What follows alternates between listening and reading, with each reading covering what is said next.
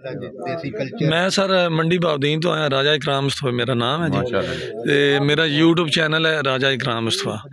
ते तुसी ये जेड़ा मतलब डंगर कीते इहदा 8-9 मन दे तकरीबन वजन है, ते शहरी मतलब है जेड़ा खाने में ते पिंडां दे खाने में बकवास खाना होना है ना, उन्होंने कोई म्यार होना ना गल बात है। सामने असी डंगर कराया खुशक गोश्त होसी, देसी कल्चर है साडे अपने पिंड नाई हो सन, ठीक है, खुद तैयार कर सन, खुद तैयार कर सन।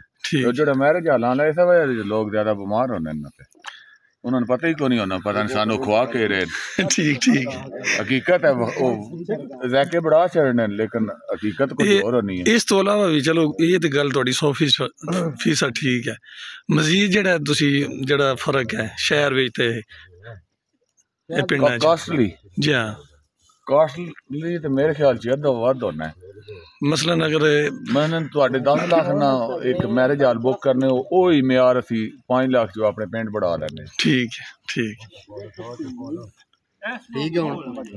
जी, ठीक है ना ना जी आरफ साहब तुसी थोड़ी गल ठीक है जनाब, जो चलो थोड़ी बारी जेड़ी चीज थोड़े ज़हन च है थोड़ी 1-2-4 गल्लां है, बहुत अच्छा है जनाब। ठीक है हाँ जी, बेहतरीन ये जनाब जेड़ा साडा माहौल है देसी बहुत अच्छा है, सारे भैन भरा रल मिल के प्रोग्राम बनाने असी जी। है राजा आरफ साहब ना ये भी इतफाक करदे पे शहर साहब नाल ते हुण असी जी राजा फरीद साहब ने इन्हां कोलों राय लैने आ। जनाब राय साहब दसो तुसी जेड़ी शहरी जिंदगी और जेड़ी है कि देहात दा मामला इस तरह है कि जिस तरह हुण असी सारे इकट्ठे दोस्त बिरादरी इकट्ठे होकर आ गए हैं जी जी, ठीक है। इस तरह शहर में तो खाली पैसे दे दिते गए, उस तो अलावा जनाब मेहमान जानन ते होटल जान या बहरे, उस तो अलावा कोई टाइम देने का है नहीं, खाली पैसे का तक है। इतना जनाब जो तुसी बिरादरी सारा देख लो इकट्ठे होकर जानवर वास्ते आए सारे इकट्ठे हो। हाँ ठीक, इस तरह हाँ ये बड़ी प्यारी गल तुसी कीती है। शहर दे विच इस तरह है कि जिहदे घर है उस दे अलावा कोई